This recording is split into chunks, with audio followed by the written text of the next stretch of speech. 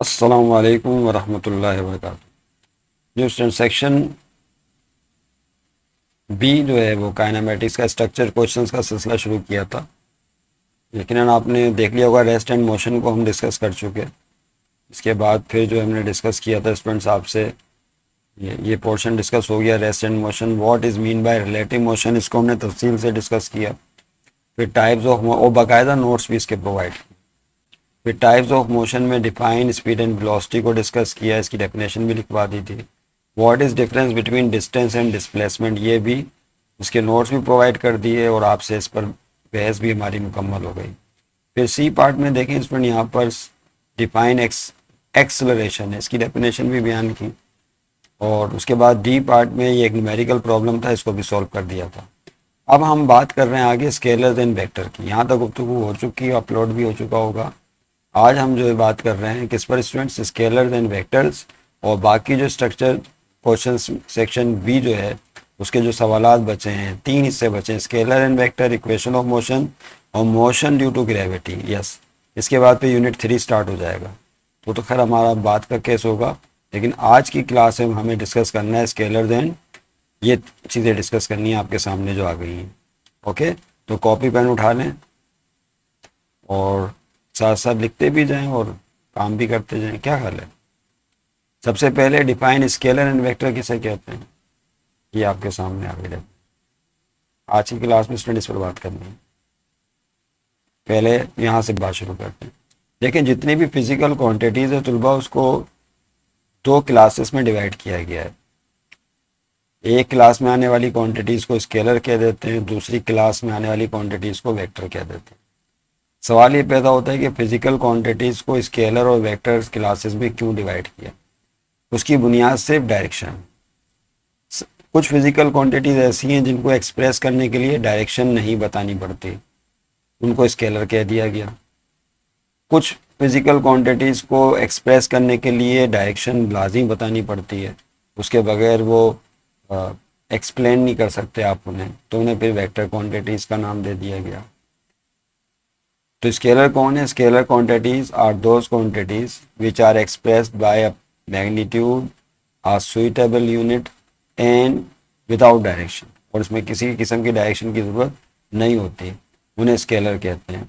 और vector quantities कौन है? Vector quantities are those physical quantities which are expressed by magnitude, a suitable unit and direction as well, all vector quantities. आइए students की जो है लिख लेते हैं तारीफ बाकायदा। स्केलर एंड वेक्टर की पहले स्केलर पे बात कर लेते हैं, तो गुफ्तगू तो करनी है आपसे और गुफ्तगू का सिलसिला भी रहेगा, और साथ साथ इंशाल्लाह जो है हम ये आ गया, हाँ आ गया, ठीक। ये हेडिंग डाल लें सब स्टूडेंट्स मेरे साथ साथ। क्या हेडिंग होगी स्टूडेंट्स हमारी? स्केलर। पहले स्केलर पर बात करते हैं। स्केलर किसे कहते हैं? द फिजिकल क्वांटिटीज, द, अगर आप ज़बानी तौर पे लिखना चाहें, मैं बोलता जा रहा हूँ आप लिखते जाएं, या आप देख के लिखना चाहें तो देख के लिख लें द फिजिकल, या सिर्फ सुनना चाहें समझना चाहें तो वो भी ठीक है। The physical quantities which are expressed by, दो चीज़ें बड़ी इंपॉर्टेंट है, एक्सप्रेस्ड बाय, कौन कौन सी बताई चीज़? मैग्नीट्यूड, एक लफ्ज़ आया है मैग्नीट्यूड, और दूसरा suitable unit, suitable unit called scalars, उनको स्केलर कहते हैं। आइए स्टूडेंट इसको एक मिसाल के ज़रिए इसकी वजाहत करते हैं। मिसाल के तौर पर अगर हम एग्जाम्पल लें, यहाँ पर एक बहुत ही आसान सी मिसाल से बात करना चाह रहा हूँ मैं आपसे। मास, बहुत सारी क्वांटिटी स्केलर, इनमें एक मास भी है। मिसाल के तौर पर अगर आप कभी यकीनन ज़िंदगी में वालदा या वालिद साहब या किसी बड़े भाई ने या बहन ने भेजा होगा आपको, जाके जो है आप गोश्त खरीद के ले आएँ या दालें खरीद के ले आएँ। तो जब आप गोश्त खरीदने जाते हैं कसाब की दुकान पे, तो आप क्या बोलते हैं? फ़र्ज़ कर लें आपने बोला कसाब को कि मुझे 3 किलोग्राम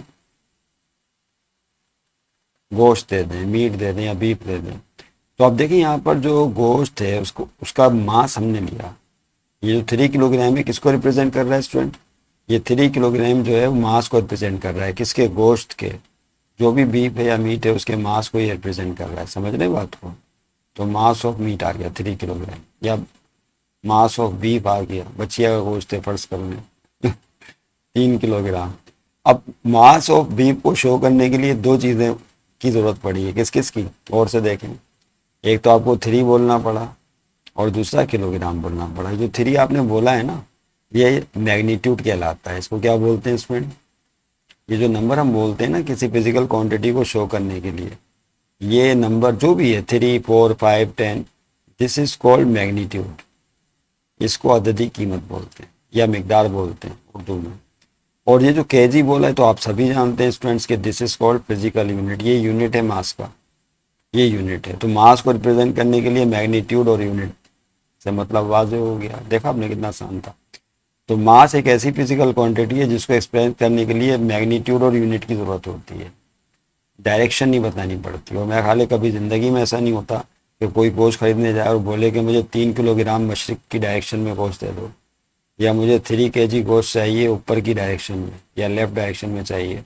तो मास क्वांटिटी को रिप्रेजेंट करने के लिए डायरेक्शन नहीं बतानी पड़ती, समझ रहे हैं बात को? तो ऐसी क्वांटिटीज जिनको एक्सप्रेस करने के लिए डायरेक्शन ना बतानी पड़े उन्हें स्केलर कहते हैं। तो मास स्केलर है।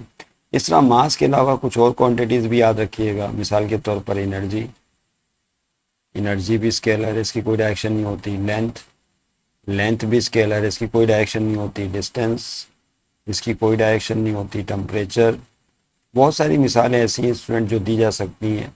टेम्परेचर, दर्जा हरारत देखा है ना, ये माहौल का टेम्परेचर कितना ज़्यादा कम है, डिग्री सेंटीग्रेड या फ़ारेनहाइट में नापते हैं, केल्विन में भी नापते हैं। तो टेम्परेचर हो गया, डिग्री ऑफ हॉटनेस और कोल्डनेस इज कॉल्ड टेम्परेचर। तो इसकी भी कोई डायरेक्शन नहीं होती, समझ रहे हैं बात को? तो बहुत सारी चीज़ें आपको नज़र आती हैं जो डायरेक्शन लेस हैं, जो डायरेक्शन नहीं रखती, उसके बगैर उनका मतलब वाज़ हो जाता है। तो इन सबको स्केलर्स का नाम दिया गया। सब कौन है स्टूडेंट्स? स्केलर। मेरा ख्याल है इस एक मिसाल से बात समझ में आ गई होगी। उसके बाद है वेक्टर। दूसरा कौन सा था? वेक्टर किन्हें कहते हैं? जैसा कि आज स्ट्रक्चर क्वेश्चन में दिखाया बताया गया आपको। अब वेक्टर पे बात कर लेते हैं। क्या? वेक्टर्स। वेक्टर्स क्या होते हैं? वही डेफिनेशन है जो स्केलर की है, बस डायरेक्शन का इजाफा हो जाएगा। सच फिजिकल क्वांटिटीज या द फिजिकल क्वांटिटीज भी आप कह सकते हैं। Such physical quantities which are expressed by, अब ये थोड़ा लिखना भी पड़ता ही है भाई, जाहिर सी बात है। विच आर एक्सप्रेस्ड, जिनको जाहिर किया जाए बाय मैग्नीट्यूड। देखें मैग्नीट्यूड तो आएगा ही आएगा, और जाहिर सी बात है सुइटेबल यूनिट भी लिखते हैं हम साथ में।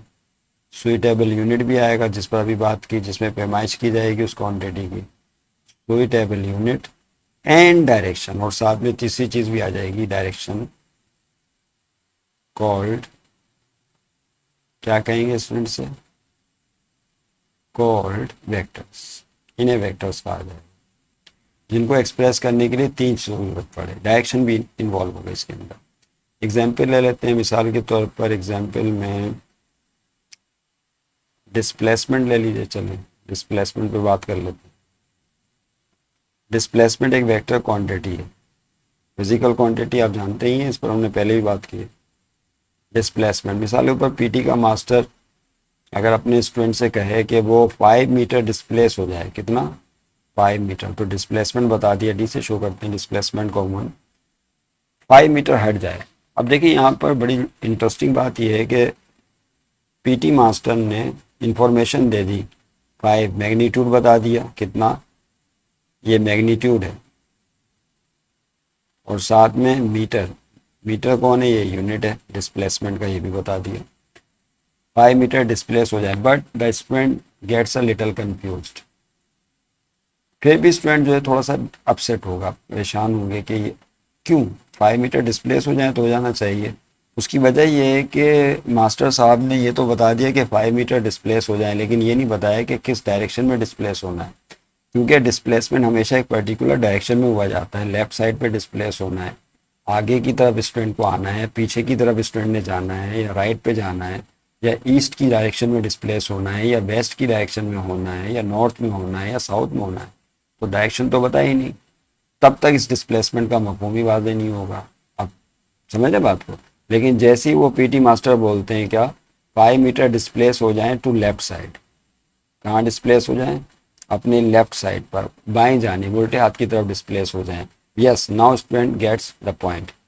अब वो मुकम्मल तौर पे बात समझ जाएगा और 5 metre to left side displace हो जाएगा। नहीं समझे बात को। तो 5 कौन है, मैग्नीट्यूड है, मीटर यूनिट है। और जो लेफ्ट साइड बोला ये कौन है, ये नई चीज़ आ गई, ये डायरेक्शन, जो इससे पहले मास में नहीं थी। नहीं समझे बात को। तो जब तक डायरेक्शन नहीं बताई जाएगी, डिस्प्लेसमेंट जो है एक्सप्लेन नहीं किया जा सकता। एक और मिसाल छोटी सी मैं चाहूँगा कि इसमें ऐड कर लें आप, वो है फोर्स। मिसालें तो बहुत सारी दी जा सकती हैं। फोर्स किसी बॉडी को मूव करने के लिए आपको पता है ना, 10 फोर्स की जरूरत पड़ती है। मिसाल के तौर पर अगर अम्मी ने आपसे कहा कि बेटा 100 न्यूटन की फोर्स लगाओ चेयर पे, कितनी फोर्स लगा दें, 100 न्यूटन की। अब आपकी वालदा ने आपको मैग्नीट्यूड भी बता दिया। ये मैं मिसाल दे रहा हूँ समझाने के लिए। फर्ज कर लें मेरी मदर ने मुझसे कहा कि आप जो 100 न्यूटन की फोर्स लगाएं, तो 100 कौन है, ये मैग्नीट्यूड है फोर्स का, ठीक है। न्यूटन कौन है, आप पढ़ेंगे अगले चैप्टर में, फोर्स वाले चैप्टर में, यूनिट है ये फोर्स का। फोर्स को न्यूटन में नापते हैं, सर आइजैक न्यूटन के एजाज में यूनिट रखा गया है। लेकिन I get a little confuse, लेकिन मुझे डायरेक्शन तो मैंने बताया ही नहीं कि किस डायरेक्शन में हटना है, और किस डायरेक्शन में हटना कह रहा हूँ, किस डायरेक्शन में चेयर पे फोर्स लगानी है। उनका आप फोर्स लगा दी चेयर पे, तो चेयर पे फोर्स लगा के उसको हटाया जाएगा ना, यानी उसको एक जगह से दूसरी जगह लेकर जाएंगे। तो किस तरफ लेके जाना है, कमरे से बाहर लेके जाना है, या छत पे लेके जाना है, या कहाँ लेके जाना है। तो जैसे अगर वो बोलती हैं कि इसको जो है आप डिस्प्लेस कर दें क्या, आउटसाइड द रूम। अब देखिए ये आउटसाइड द रूम लिखा हुआ है। आउटसाइड द रूम का मतलब क्या हुआ, कमरे से बाहर। अब ये आउटसाइड द रूम किसको शो कर रहा है, तो मेरा ख्याल है बात समझना बिल्कुल आसान है। ये जो आउटसाइड द रूम लफ्ज बोला उन्होंने, ये किसको शो कर रहा है, डायरेक्शन। किसको, डायरेक्शन। तो जैसे उन्होंने डायरेक्शन बताई तो मैंने उठना है, 100 न्यूटन की फोर्स लगा के चेयर को आउटसाइड द रूम ले जाना है। समझ रहे हैं बात को। तो यहाँ पर जो मिसाल थी डिस्प्लेसमेंट और फोर्स की, इनको मुकम्मल तौर पर एक्सप्रेस करने के लिए डायरेक्शन की ज़रूरत है। सिर्फ मैग्नीट्यूड और यूनिट से काम नहीं चलेगा। लेकिन ऊपर जो मिसाल दी आपको मास की, इसमें सिर्फ मैग्नीट्यूड और यूनिट चाहिए, इसमें डायरेक्शन बताएंगे तो मजाक हो जाएगा। नहीं समझे बात को। इस तरह और बहुत सारी मिसालें दी जा सकती हैं। तो सच फिजिकल क्वांटिटीज़ कि जिनको एक्सप्रेस करने के लिए डायरेक्शन ना बतानी पड़े, वो स्केलर है। वो कौन है, स्केलर्स। और ऐसी फिजिकल क्वांटिटीज जिनको एक्सप्रेस करने के लिए डायरेक्शन बतानी पड़े, वो वेक्टर्स हैं। अब वेक्टर्स के अंदर बहुत सारी डिस्प्लेसमेंट है, फोर्स है, वेलोसिटी है। वेलोसिटी भी याद रखिएगा, वेलोसिटी भी वेक्टर क्वांटिटी है। वेलोसिटी हो गया, एक्सेलरेशन हो गया, नहीं सॉरी एक्सेलरेशन एल एल है, ये एक्सेलरेशन हो गया, नहीं मोमेंटम हो गया। ये सब फिजिकल क्वांटिटीज हैं जो चैप्टर वाइज आप पढ़ेंगे। मोमेंटम हो गया या टॉर्क हो गया, नहीं, ये सब फिजिकल क्वांटिटीज वो हैं कि डायरेक्शन के बगैर इनके मफहूम वाज़ेह ही नहीं होते, ईटीसी वगैरह वगैरह। तो इस तरह से आपका स्ट्रक्चर क्वेश्चन का ये वाला पार्ट भी कंप्लीट हो जाता है। स्केलर और वेक्टर क्या है, उम्मीद है कि आप समझ गए होंगे। उसके बाद देखिए स्टूडेंट्स, स्केलर वेक्टर के बाद जो है फिर इसी वेक्टर के हवाले से इन्होंने गुफ्तगू की है। वो क्या है, वो देख लीजिए जरा एक minute. How represent vector quantities, how represent vector quantities are represented graphically. बड़ा अजीब तरीके से लिख दिया इन्होंने, हाउ रिप्रेजेंट वेक्टर क्वांटिटीज। चलो गलती से शायद वर्डिंग आगे पीछे हो गई होगी। रिप्रेजेंटेड ग्राफिकली, ये बताना है आसान लफ्जों में कि वेक्टर को ग्राफिकली किस तरह रिप्रेजेंट किया जाता है। अब देखिए स्केलर तो हम समझ गए उसकी डायरेक्शन नहीं होती, लेकिन वेक्टर की डायरेक्शन होती है। तो किसी भी वेक्टर क्वांटिटी को स्टूडेंट ग्राफिकली एरोटिव लाइन से शो करते हैं। किससे, ये इस टाइप की एक एरोटिव लाइन होती है, तीनुमा खत मुस्तकीम। इस इसके ज़रिए जो है ग्राफिकली हम वेक्टर क्वांटिटी को शो करते हैं। चाहे वो फोर्स का वेक्टर है, चाहे वो वेलोसिटी का वेक्टर है, चाहे वो डिस्प्लेसमेंट का वेक्टर है, तो उसको रिप्रेजेंट करने के लिए हम ये ग्राफिकली इस तरह का एरोटिव लाइन बनाते हैं। Is that clear. इसमें मैग्नीट्यूड भी आ जाता है और इसमें डायरेक्शन भी आ जाती है। जो भी लेंथ होगी इसकी वो मैग्नीट्यूड को शो करेगी, और जो भी एरो हेड आपको साइन नज़र आ रहा है, तीर का निशान, वो डायरेक्शन को शो करेगा। तो इसका जवाब देख लें स्टूडेंट क्या है, रिप्रेजेंटेशन ऑफ वेक्टर ग्राफिकली।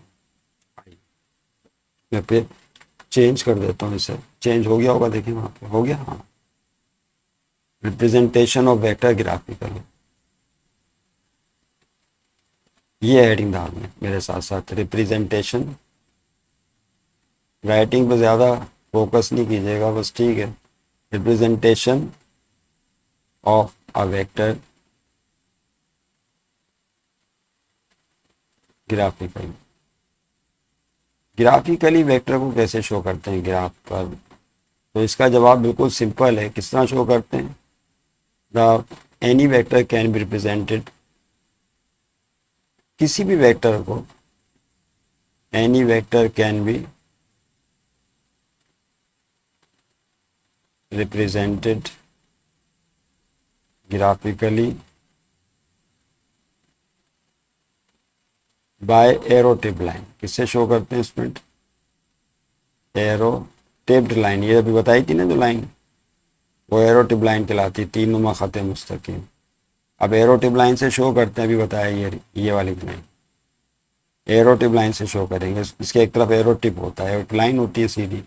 तो अब वेक्टर में दो बुनियादी चीज़ें, मैग्नीट्यूड और डायरेक्शन। यूनिट तो सभी के साथ होता है, तो ये दो चीज़ें इंपॉर्टेंट है। तो मैग्नीट्यूड का कैसे पता चलेगा? जो भी लेंथ होगी इसकी, क्या होगी? लेंथ। वो लेंथ जो है किसको शो करेगी? मैग्नीट्यूड को। लेंथ ऑफ लाइन, इस लाइन की जो लेंथ है गिव्स मैग्नीट्यूड। किसको शो करती है? मैग्नीट्यूड को शो करती है। That's it, simple. Magnitude of vector, ये वेक्टर का मैग्नीट्यूड क्या है। और फिर दूसरी चीज़, वेक्टर क्वांटिटी में डायरेक्शन भी होती है। तो डायरेक्शन किससे शो होगी? वो एरो हेड से शो होगी। एरो हेड नज़र आ रहा है सबको, तीर का निशान, एरो हेड, बस, ठीक है।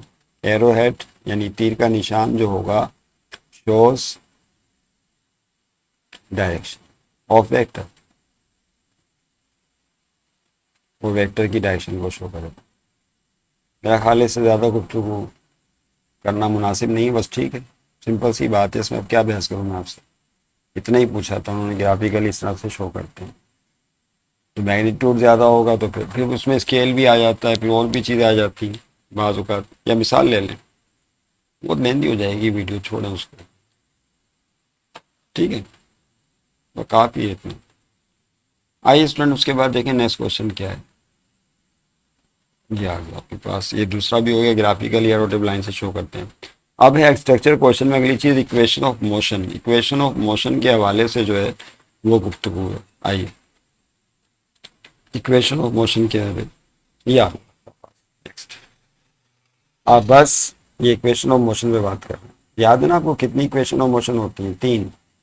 एक कहलाती है V F is equal to V I plus A T, ये फर्स्ट इक्वेशन ऑफ मोशन, याद आ गया होगा। दूसरी कहलाती है S is equal to V I T. ये पूरा चैप्टर पढ़ने के बाद फिर आखिर में ये क्वेश्चन हम कर रहे हैं। तीसरी इक्वेशन कहलाती है two S is equal to V F square minus V I square, ये इक्वेशन ऑफ मोशंस कहलाती हैं। तो अब इन्हें, इनका इस्तेमाल है, न्यूमेरिकल है असल में, इनको सॉल्व करना है। क्या है? पहला देखें, आ बस is moving on a road with 15 meter per second and it is accelerated at 5 meter per second square. Find the final velocity of bus after 6 second. ये आपके सामने आ गया क्वेश्चन, और इस क्वेश्चन को जो है हमने करना है सॉल्व। तो दोबारा में जाना पड़ेगा उसी तरफ, वन नोट की तरफ। डाइए स्क्रीन चेंज करते हैं, ये आपके सामने आ गया न्यूमेरिकल। अब बस इज मूविंग, और देखिए कैसे सॉल्व होगा। On a road with 15 metre per second velocity. अच्छा, मैं इसको चेंज कर दूँ, हो गया।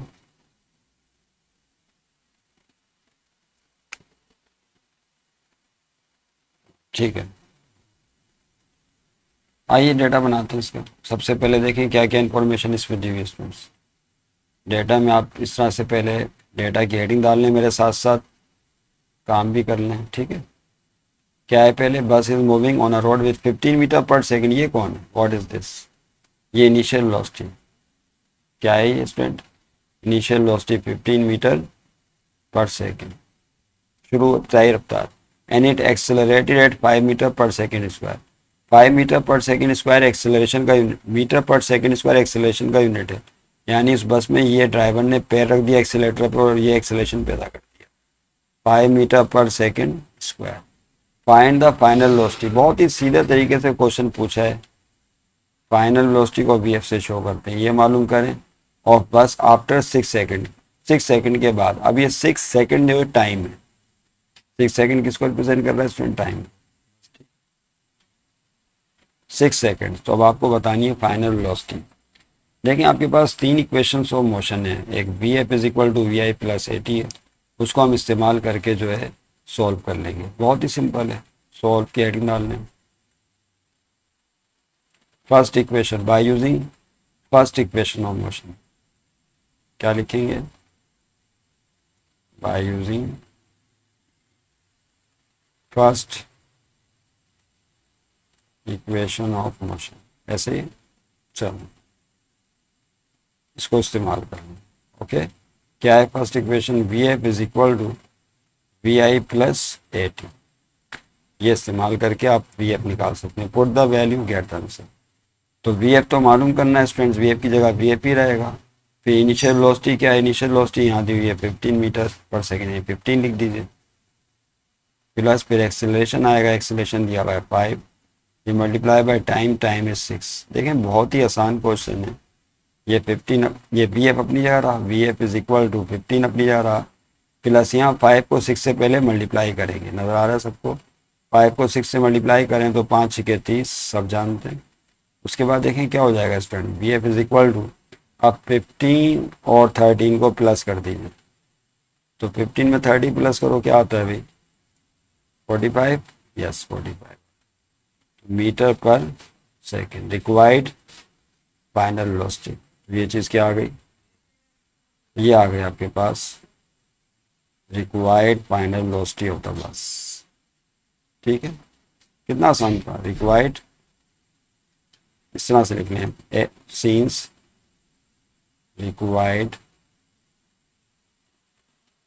फाइनल वेलोसिटी ऑफ बस।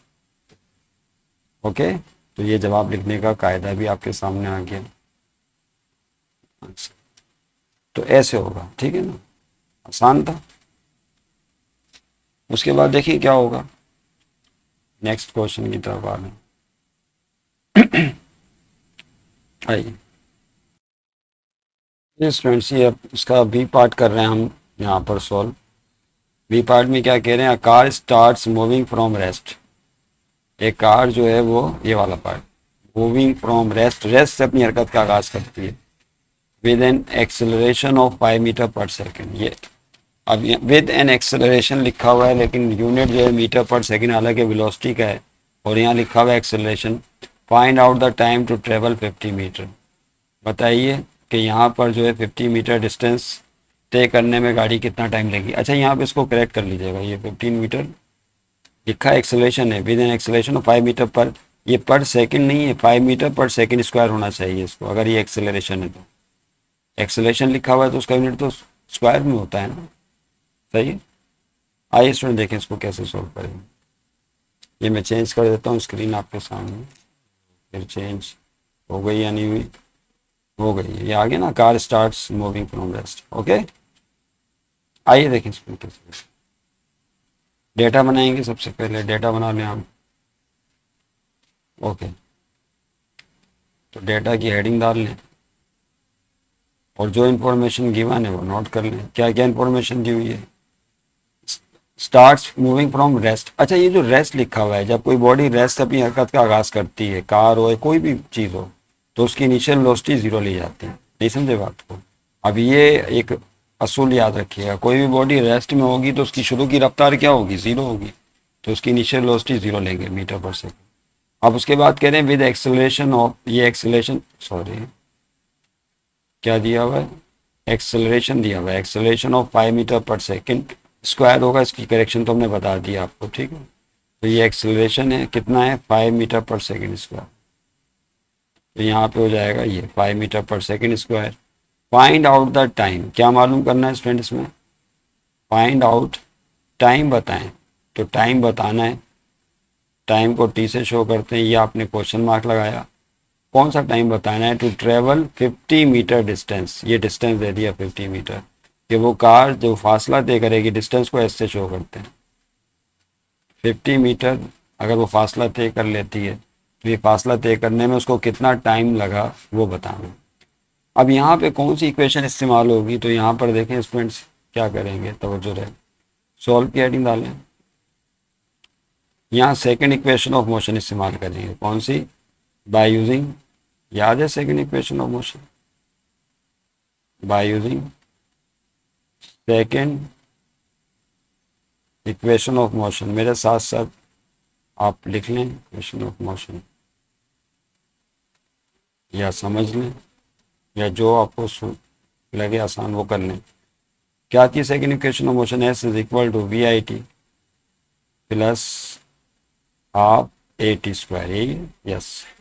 डिस्टेंस की जगह क्या आएगा स्टूडेंट? यहाँ पर देखें एस डिस्टेंस है, इसकी जगह मीटर आए 50 आएगा जो दिया हुआ है। वी इनिशियल वेलोसिटी क्या है? 0 है। टाइम तो आपको कैलकुलेट करना है, फिर एक्सेलरेशन की जगह 5 आएगा दिया हुआ है, और फिर टाइम कैलकुलेट करना है, टी की जगह टी ही रहेगा। तो देखिए स्टूडेंट्स यहाँ पे क्या करेंगे, तवज्जो रहे, एस की जगह क्या आएगा? डिस्टेंस है 50, ओके, इनिशियल वेलोसिटी क्या दे दी, तवज्जो रहे 0, initial velocity multiply time, time की जगह टी रहेगा, प्लस फिर कौन है? हाफ, फिर मल्टीप्लाई एक्सेलरेशन कितना है, देखो यहाँ पे ऊपर डेटा में 5, ए की जगह 5, फिर टाइम की जगह टाइम ही टी ही रहेगा, ऊपर स्क्वायर है, टी मालूम करना है, याद रखिएगा। ये कीमतें आपने फीड कर दी, डेटा से मैच कर लें, ठीक है।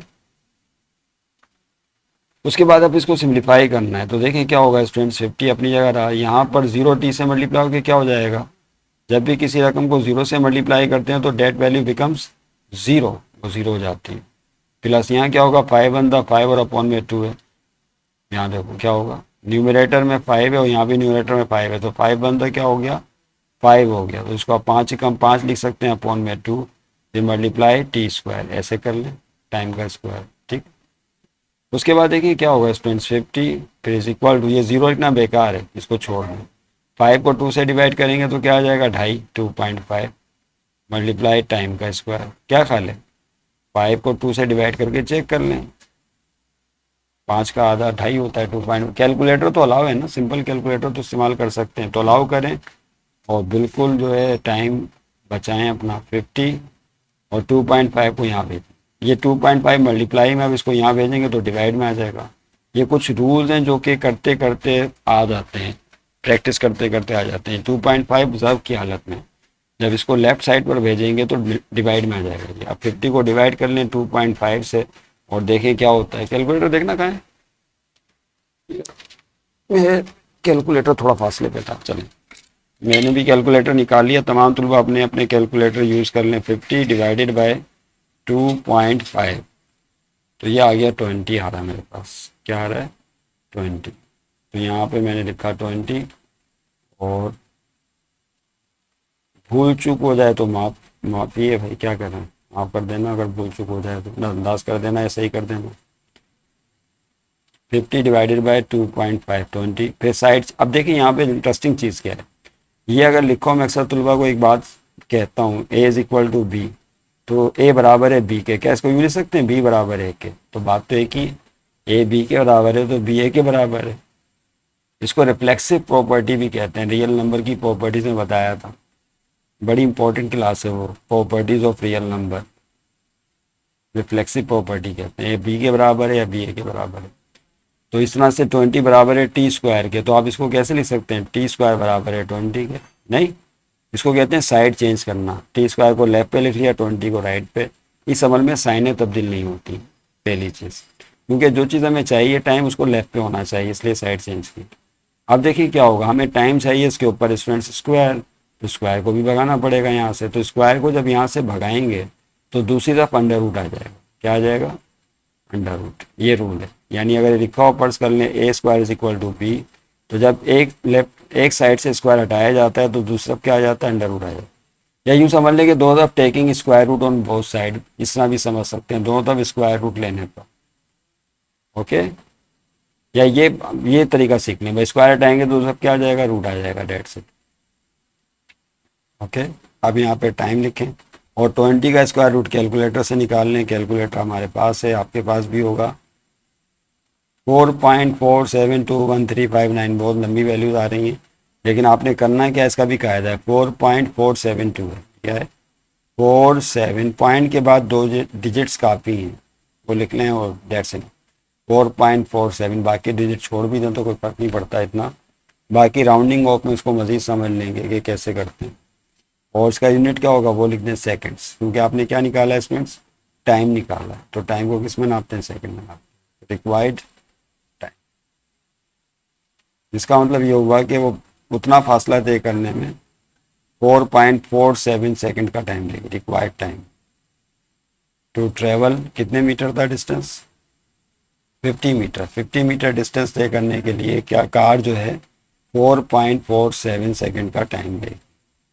हाँ, ये सवाल आप कर सकते हैं, जब इसका हटाते हैं तो सब रूट प्लस में भी होता है और माइनस में भी, तो आपने प्लस में लिखा है, माइनस में क्यों नहीं लिखा। तो भाई जो टाइम होता है वो निगेटिव नहीं होता, टाइम तो पॉजिटिव ही होता है।